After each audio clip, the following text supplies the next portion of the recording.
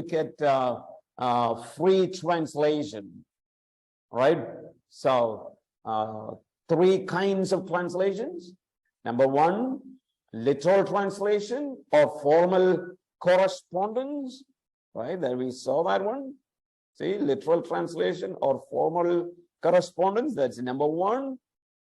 I want you to remember these words: dynamic equivalent or functional equivalent. That is a second theory of translation.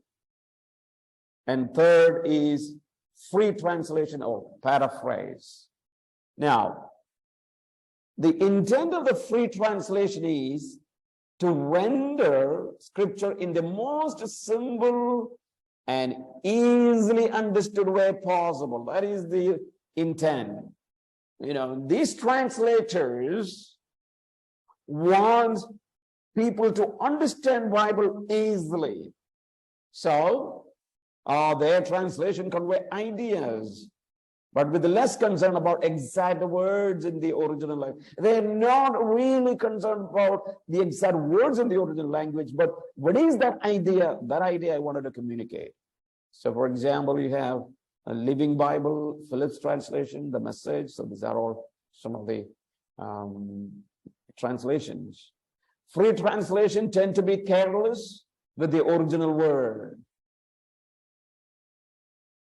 and they interpret and explain the meaning too much. And it is your duty to interpret, not a translator's duty. So in their effort to eliminate anything difficult or unusual from their translation, they often fail to convey the original meaning accurately. So there is some kind of failure. So free translations are often work of the one person. That is another thing. Most of the free translation, if there is any translation that is work of one person, rather than committee of scholars, committee of scholars, then you had to cast it down, because you're depending on the wisdom of one person.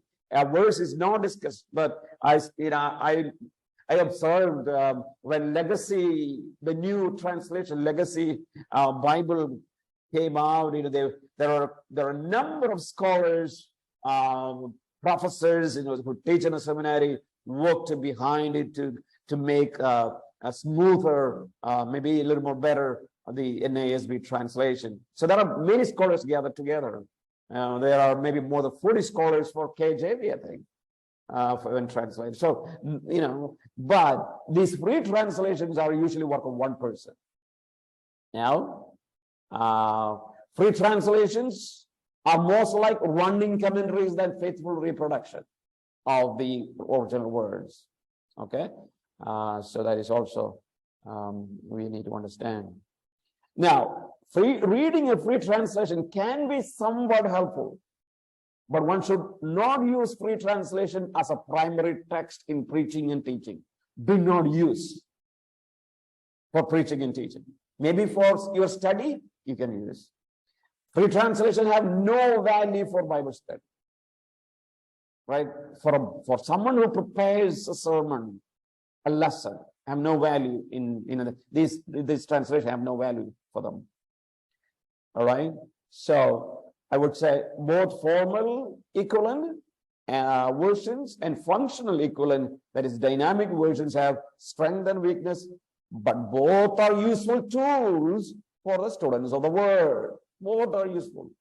A literal version is especially helpful for those who want to preserve as much as possible the original form of the language and who want to interpret the text for themselves. If you wanted to preserve the original, exactly what is said there, then you use this literal version. There is KJV, NKJV, NASB, and ESB fit into that category. There are few other also, but and I usually go for either NASB or ESB because of the text that is used for translating King James Bible. So NASB or ESB. If you wanted to use literal translation, all right. Okay, do we have my view? Okay, my view on studying the Bible is to use three versions. which have differences but are yet conservative. Right? This is okay. Conservative and excellent translation. Thus, for my own liking, I would use in KJV, right? Not KJV. And KJV is because the new language, you know that one, but a Byzantine family text, the Greek, then an ASB and Alexandrian. So they would say formal correspondence. For example, they would say for flesh, they will translate flesh only, right? Flesh only. And NIV, which is also an Alexandrian text, but it is dynamic equivalent. They would translate for flesh, sinful nature or body. You see the way that is being translated, right?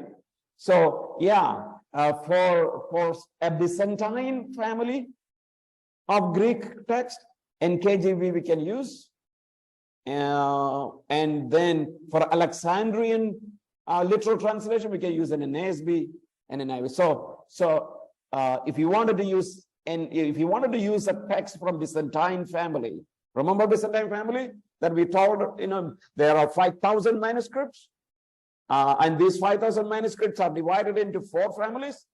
In that, the major families are grouped as to Alexandrian and Byzantine, right? For the 5,000 Greek manuscripts. In that, NKJV is coming from Byzantine family, NASB and NIV comes from Alexandrian family. Okay? So when you study for the sermon, you could use in KJV, not the old KJV, but the new one, and plus NASB plus NIV. Right? 3 translation for studying to understand the differences. Right? Those are good ones. Right now, I said there are three type of translations. Here is this sample. Here's a picture that I recently got, so I just put it here. How really the translation comes. So yeah, right here. This is where you divide. So interlinear. What is interlinear? Okay, interlinear. Anybody knows what is interlinear? Because you should know it, right? What is interlinear? Word for word. Word for word, right? Let's see.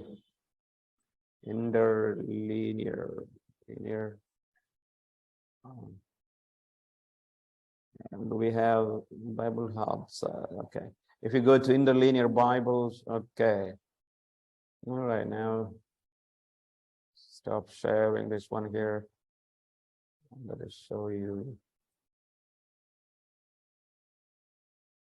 Where am I? Okay, you go to the internet. You will see interlinear Bible. So it is this way, right? So you wanted to go to, here is NKJV. They have come up with many. Bible Hub. Okay, Bible Hub is a good place. I'm trying to look at interlinear here. Okay.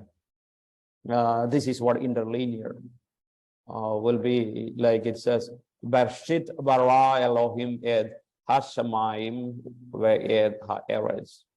All right, and that's the first Hebrew words. All right, Genesis 1 verse 1. So that is what the literal means. Bershit from Reshit, in the beginning. Bara, created. Elohim, God. Yet is the sign of accusative. Hashamayim, Shamayim means heavens, the heavens. And where means and eretz, the earth. So you have the word underneath. So that is the literal. All right, that's how it will look. So in Bible Hub, if you look at then you have something called as interlinear, right? Then Bible Hub is a good place, for language. And maybe we want to simply go to look at Hebrew words that are used there. They will give you some of the words like Bereshit in the beginning, but that. And not only Hebrew, I think they also will have, if you look at other passages, maybe you may have more, like Greek also they should have, if you look at New Testament, right? So that is what an interlinear. So please look at that one. And then you have NASB, ESV, KJV, and so all other forms are there. Please look at, maybe if you have doubt what kind of translation it is, look at this picture, that they would help you out a little bit here. All right. So, wow, that's it. So we looked at translations.